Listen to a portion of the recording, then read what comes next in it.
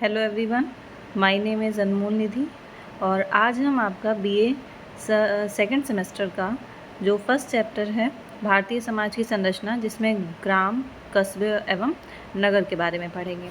ठीक है, इसके कुछ ऑब्जेक्टिव भी डिस्कस करेंगे और पहला थोड़ा सा ब्रीफली इस चैप्टर में देखते हैं कि क्या क्या चीज़ें हैं। ओके, चलिए स्टार्ट करते हैं।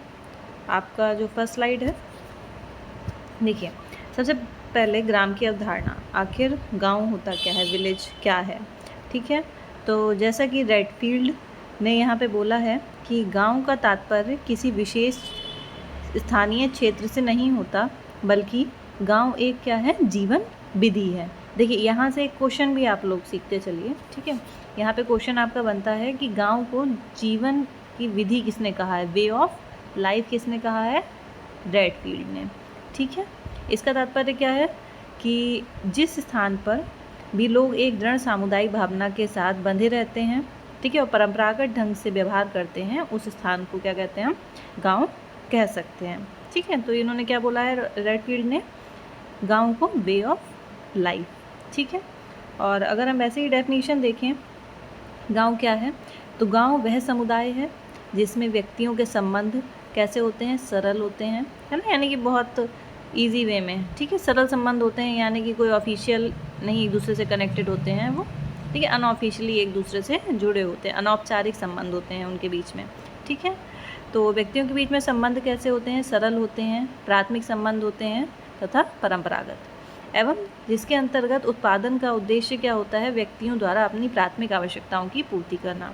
ठीक है, यानी कि गाँव में जो लोग कुछ भी चीज़ों का उत्पादन करते हैं, तो कुछ जैसे कि अगर हम पहले के गांव की बात करें, अभी थोड़ा कॉन्सेप्ट चेंज हो गया है ना। पहले लोग जो भी कृषि कर रहे हैं या मान लो कुछ चीज़ें बना रहे हैं, डलिया बना रहे हैं या एक्सेट्रा, कोई भी चीज़ अगर वो किसी भी चीज़ का उत्पादन कर रहे हैं, ठीक है, तो वो कहीं बेचने के लिए नहीं कर रहे हैं, यानी कि उनका कोई व्यावसायिक उद्देश्य नहीं है उन चीज़ों को बनाने का, बल्कि किस लिए बनाते थे, अपनी आवश्यकताओं की पूर्ति के लिए, यानी कि जो उनकी बेसिक नीड्स हैं, उनकी जो प्राथमिक आवश्यकताएँ हैं, प्राथमिक आवश्यकताएँ रोटी कपड़ा और मकान जिसे बोल सकते हैं हम, है ना।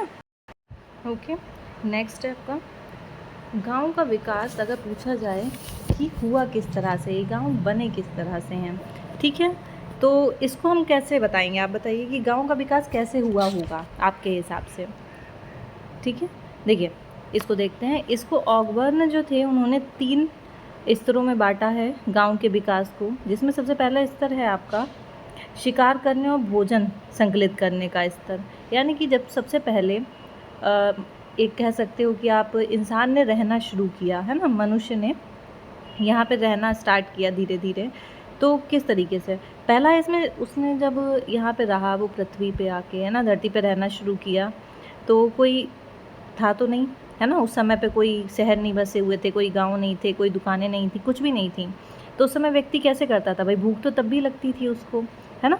तो सबसे पहले जो इंसान था, जिसे हम आदि मानव कहते हैं, है ना, आदि मानव कैसे अपना सब रहन सहन उसका कैसा था, वो क्या करता था, सबसे पहले शिकार करके भोजन को संकलित करता था, है ना।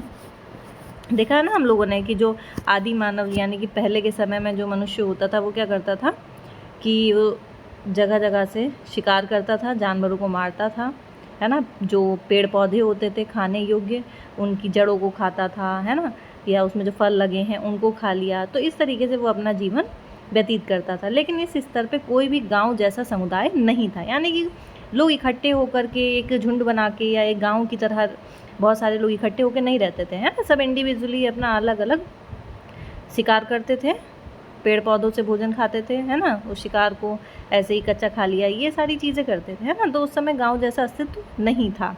दूसरा स्तर क्या बताया, जब व्यक्ति ने धीरे धीरे पशुपालन स्टार्ट किया, ठीक है, अब मनुष्य में थोड़ा सा भाई उन्हें रहने सहने का थोड़ा थोड़ा तरीका आने लगा। उन्होंने क्या देखा कि हाँ, ये जो जानवर हैं इनसे हमें फ़ायदा हो रहा है, मान लो किसी से दूध मिल रहा है ना, या कुछ जानवर ऐसे हैं जिन्हें पाल के बाद में उनका मांस खाया जा सकता है। तो उसने क्या करा, धीरे धीरे पशुओं को पालना स्टार्ट कर दिया। दूसरी स्टेज में, पहली स्टेज में क्या करता था, शिकार करके खा लेता था, ठीक है, दूसरी स्टेज में क्या करा, उसने उन पशुओं का उनको पालना शुरू किया, उन पशुओं को, ठीक है, पशुओं को मारने के स्थान पे क्या करने लगा, उनको पालने लगे। लेकिन क्या होता था फिर वो एक स्थान से दूसरे स्थान पर भाई ट्रैवल करने के लिए भी उन जानवरों का उपयोग करते थे, है ना। मान लो कि गाय भैंस जो भी उन्होंने जो भी पाला हुआ है, तो वो एक स्थान से दूसरे स्थान तक जाते रहते थे, अपना शिकार की तलाश में चले गए या भोजन की तलाश में चले गए, कोई फल फ्रूट की तलाश में निकल गए, है ना। तो एक जगह नहीं रहते थे अभी भी। तीसरा स्तर कब आया? जब उसने खेती करना स्टार्ट हुआ। व्यक्ति को, मनुष्य को ये महसूस होने लगा कि उसने जब देखा, देखो उसने क्या देखा कि उसने मान लो कोई सेब खाया या कोई भी फल खाया, उसको खा करके उसने फेंका, ठीक है। अब वहाँ पे उसने क्या देखा कि ये धीरे धीरे एक पेड़ बन गया, पौधा बन गया, फिर यही पेड़ बन जाता है ना। उसने देखा कि हाँ, एक कोई चीज़ ऐसी है, बीज जैसी है ना, जिसको डालेंगे तो हम धीरे कुछ समय के बाद में वो हमें खाने योग्य चीज़ें दे देगा, ठीक है। तब उसके दिमाग में क्या विचार आया? खेती करने का विचार आया कि हाँ, हम क्या करेंगे, हम एक जगह से दूसरी जगह भटकेंगे नहीं इधर उधर, बल्कि हम क्या करेंगे? खेती करेंगे, ठीक है। अब उसने खेती करना, अब खेती करेंगे तो एक जगह पे रहना पड़ेगा खेती करने के लिए, है ना।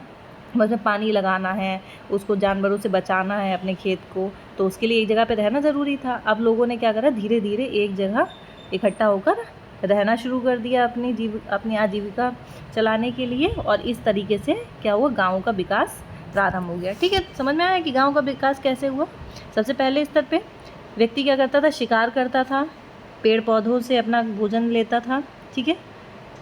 रहता नहीं था एक जगह पे, है ना। चलता घूमंतु किस्म का था, वो चलता फिरता रहता था, एक जगह पे नहीं रहता था। दूसरा स्तर कब आया? जब उसने पशुओं का पाल स्टार्ट करा, है ना, जानवरों को पालने लगा, लेकिन तब भी वो एक जगह पे नहीं रहता था। फिर धीरे धीरे उसने क्या करा?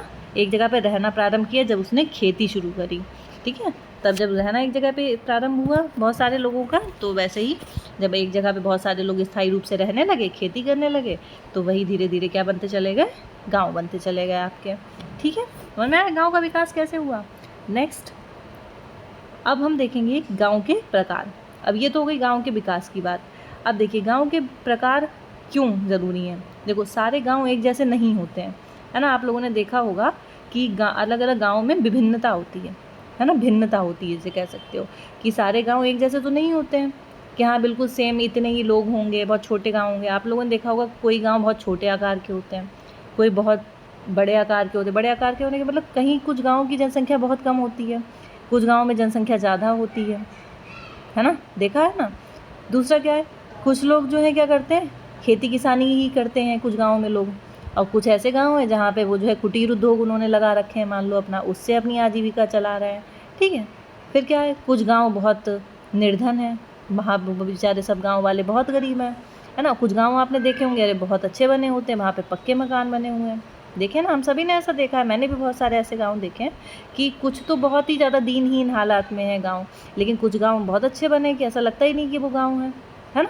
तो इस तरीके से ये अलग अलग तरह के गांव होने की वजह से हम क्या पढ़ेंगे अब? गांव के प्रकार, ठीक है ना, टाइप्स ऑफ विलेजेस, कितने प्रकार के गांव होते हैं। तो हमारे कुछ समाजशास्त्री रहे हैं, है ना, जो समाज का अध्ययन किया उन्होंने। अब इसमें हम सबसे पहले देखेंगे श्यामाचरण दुबे, ठीक है। इसमें क्या लिखा है? श्यामाचरण दुबे ने भारतीय गाँव को 6 मुख्य आधारों पर विभाजित किया है, ठीक है। उन्होंने क्या बताया है कि भारत में जो गाँव हैं उनको उन्होंने कितने भागों में बांटा है? 6 भागों में बांटा है, यानी कि 6 आधारों पर उनका विभाजन किया है। किस आधार पर?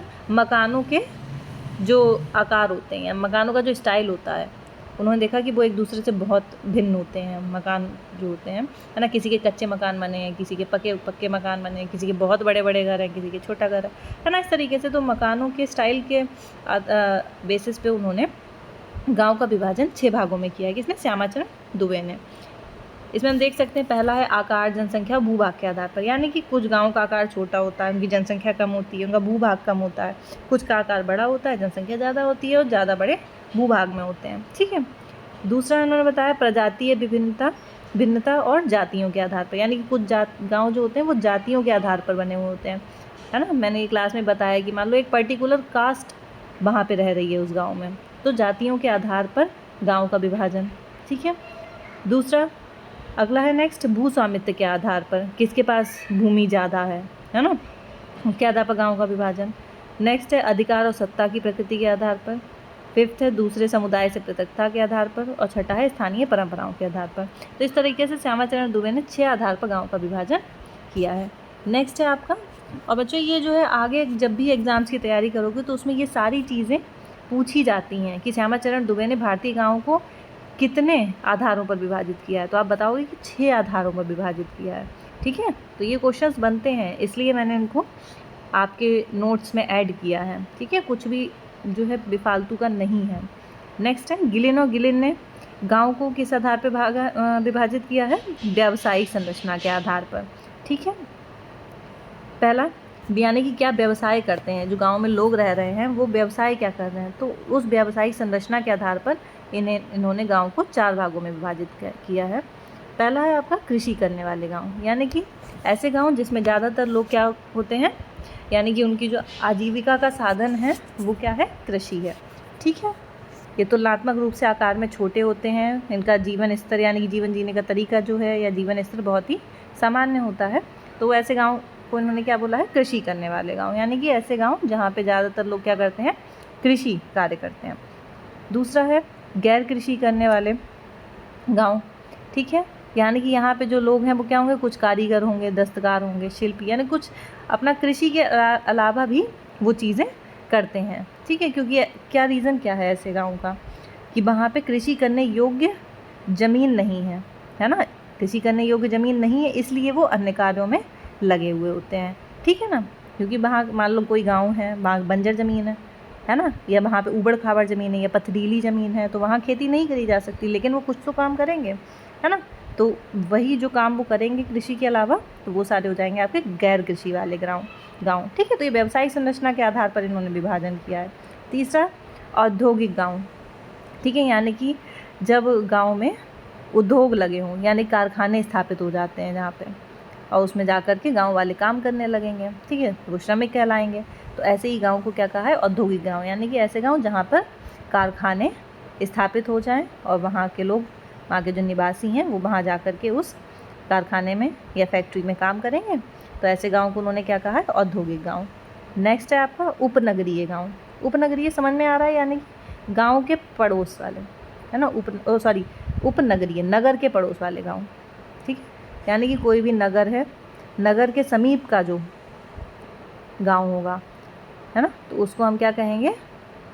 उपनगरीय गांव कहेंगे, क्योंकि इसका नगर से क्या होता है? काफ़ी मिला जुला संबंध होता है, यानी गांव और शहर में बहुत ज़्यादा डिफरेंस नहीं रह जाता। जब आप लोगों ने देखा होगा कि जो गाँव शहर से लगे हुए होते हैं, है ना, वो काफ़ी डेवलप हो गए होते हैं, उनमें बहुत ज़्यादा लोग काफ़ी अच्छे अच्छे से कपड़े पहनना, है ना, या उनका रहने सहने का जो तरीका है वो बहुत कुछ शहरों से मिलता जुलता है।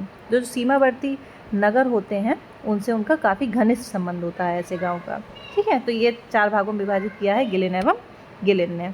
नेक्स्ट है इरावती कर्वे ने। बच्चों ये बहुत इंपॉर्टेंट है और आगे तक ये क्वेश्चन बहुत पूछा जाता है। ठीक है ना, इन्होंने क्या कहा है? इन्होंने आवास की प्रकृति के आधार पर गाँव को 3 भागों में बांटा है। ठीक है, आवास की प्रकृति के आधार पर, यानी कि जो उनका रहने का तरीका है ना, या जो उनके गांव रहने का तरीका नहीं कहेंगे, आवास यानी कि जिस घर में वो रह रहे हैं या जिस झोपड़ी है, जो भी उन्होंने बना रखा है, तो उनका जो रहने का तरीका है उसके आधार पर इन्होंने जो है गांव को 3 भागों में बांटा है। पहला है समूहीकृत अथवा केंद्रक गाँव जिन्हें कहेंगे। ठीक है ना, यानी कि ग्रुप विलेज जिन्हें बोल सकते हैं आप। अब ये लोग कैसे रहते हैं? गांव के लोग एक दूसरे के आमने सामने मकानों का निर्माण कर देते हैं। ऐसे मान लो ये ऐसे बना दिया, ऐसे बना दिया, है ना, ऐसे ऐसे थोड़े थोड़े, मतलब बीच में बस थोड़ा सा गैप छोड़ा, बल्कि आमने सामने ऐसे करके उन्होंने घर बना लिए, यानी कि एक गुच्छे की तरह, है ना, जैसे कि हम लोग देखा है कि हाँ ऐसे ऐसे गुच्छे की तरह गाँव बने हुए होते हैं। तो ये सब क्या कहलाएंगे? एक गुच्छे के रूप में होगा ना, समूहीकृत जिन्हें कहते हैं, ग्रुप बना हुआ है। तो आमने सामने जो है मकानों का निर्माण कर लेते हैं, आकार में छोटे होते हैं, है ना, और गांव की चारों दिशा में ग्रामीणों की, बाकी में खेती इन्होंने अपनी कर रखी होती है। ठीक है, तो ऐसे गांव को क्या कहेंगे हम? समूहीकृत या केंद्र गांव। इन्हें गुच्छेदार गांव भी कहते हैं। ठीक है, क्लस्टर। ठीक है, गुच्छेदार गांव। तो ये किसने बताया? इरावती कर्वे ने। यहाँ नहीं कि जहाँ पे जो घर होते हैं लोगों के वो आमने सामने मिले जुले ऐसे गुच्छे की तरह बने हुए होंगे। ठीक है, और आसपास के एरिया में वो लोग खेती करते हैं, ऐसे बाहर के इलाके में। ठीक है, तो ऐसे गाँव को क्या कहेंगे? गुच्छेदार गांव, समूहीकृत या केंद्र गांव। दूसरा है हैमलेट गांव। हैमलेट गांव क्या होते हैं? ये गांव जो होते हैं, जो हम लोगों ने समूहीकृत या केंद्र गांव पढ़े, इनसे भी छोटे होते हैं। इन गांव का जो आकार होता है वो इस वाले से भी छोटा होता है। इसमें कौन लोग रहते हैं? जो एक ही वंश के होते हैं या एक ही नातेदारी के जो लोग होते हैं, वो एक ही स्थान पर घर बना करके आपस में, मतलब जो आसपास में जो भी लोगों के घर बने हुए हैं, मान लो ये आसपास में ही घर बने कई सारे, ठीक है, और इसमें जो लोग रह रहे हैं वो सब क्या है? आपस में कहीं ना कहीं एक दूसरे के रिलेटिव हैं, ये सब रिश्तेदार हैं आपस में। जैसे हम एक जगह पे, जहाँ हम नॉर्मल गाँव में जाते हैं, वहाँ सब रिश्तेदार थोड़ी ना होते हैं, है ना। लेकिन ये जो इन लोगों ने हेमलेट गाँव उन्होंने बताया इरावती कर्वे ने, उसमें लोग क्या होते हैं? एक तो आकार में छोटा होता है ये गांव, और जो लोग रह रहे होते हैं घर बना करके इसमें, वो आपस में रिश्तेदार होते हैं एक दूसरे के, है ना, या एक ही वंश के होंगे, ठीक है। उन सब ने आसपास में एक कई सारे घर बना लिए होते हैं। इस प्रकार के गांव ज़्यादातर पर्वतीय क्षेत्रों में देखने को मिलते हैं, ठीक है। तीसरा है पंक्तिनुमा गाँव, स्प्रिंग विलेज। ये क्या होते हैं? ऐसे गाँव में जो मान लो ये रोड गई है, ठीक है, जो इनका जो भी मेन रोड है उसके दोनों ओर मकान की क्या होते हैं? ऐसे ऐसे कतारें बना लेते हैं, ऐसे साइडों में ऐसे करके घर बना लिए, ठीक है, लंबी लंबी लाइन में बना करके ये लोग रहते हैं घर। ऐसे ही दूसरी साइड इधर बना लिया, ठीक है, ये बना लिया। तो इस तरीके के गाँव को उन्होंने क्या कहा है? पंक्तिनुमा, यानी कि ये रोड बनी है, इस रोड के दोनों तरफ ये लंबी लंबी लाइनों में घर बने हुए हैं, ठीक है। जो समुद्री जो तट होते हैं आपके, ये समुद्रों के किनारे जो गांव होते हैं वो इसी तरह के होते हैं आपके, ठीक है। भाई मान लो ये समुद्र है, समुद्र के किनारे किनारे यहाँ इन्होंने गांव बना लिए लाइन में, तो ये सारे घर बना लिए, तो ये आपके क्या कहलाएंगे? पंक्तिनुमा गाँव। तो इरावती कर्वे ने आवास की प्रकृति के आधार पर गाँव को 3 भागों में बांटा है: समूहीकृत या गुच्छेदार गाँव, हेमलेट ग्राम और पंक्तिनुमा ग्राम, ठीक है, ध्यान रहे। नेक्स्ट अब देखो, हम लोगों का जो मेन आपको थोड़ी बहुत चीज़ें बतानी थी एक्स्ट्रा, वो मैंने बता दी हैं, ठीक है। इसके बाद में अच्छा एक क्वेश्चन और नोट कर लो, इम्पॉर्टेंट है बच्चों, कि एक क्वेश्चन बहुत पूछा जाता है कि ग्रामीण समुदाय को लघु समुदाय के रूप में किसने बताया है? ठीक है, लघु समुदाय मैंने क्लास में भी पढ़ाया है वैसे, लेकिन इम्पॉर्टेंट है। लघु समुदाय, लिटिल कम्युनिटी, किसने कहा है? रॉबर्ट रेडफील्ड ने, ठीक है। गांव को या ग्रामीण समुदाय को लघु समुदाय किसने किया है? रॉबर्ट रेडफील्ड, ठीक है, नोट कर लो बच्चों, इम्पॉर्टेंट है, ठीक है। गांव क्या एक लघु समुदाय है। लघु समुदाय क्यों कहते हैं? समुदाय की हम लोगों ने विशेषताएं पढ़ी है ना, लोग आपस में क्या होते हैं? उनमें हम की भावना होती है ना, अनौपचारिक संबंध होते हैं, ये सारी चीज़ें हैं ना, कि गतिशीलता की कमी होती है, बहुत ज़्यादा तो ये सारी क्या है? समुदाय हैं। तो उन्होंने गांव को क्या है? गांव एक छोटा समुदाय कह दिया, लघु समुदाय, लिटिल कम्युनिटी, इसने कहा है रॉबर्ट रेडफील्ड ने, ठीक है। चलो, अब जो हम लोग के ऑब्जेक्टिव्स हैं वो हम नेक्स्ट वीडियो में अपलोड हम करते हैं। ये आपका हो जाएगा कि आपको एक कॉन्सेप्ट जो है गांव का वो समझ में आ गया है, ठीक है। नेक्स्ट वीडियो में हम अपलोड करते हैं आपके ऑब्जेक्टिव्स, ठीक है। Okay, thank you.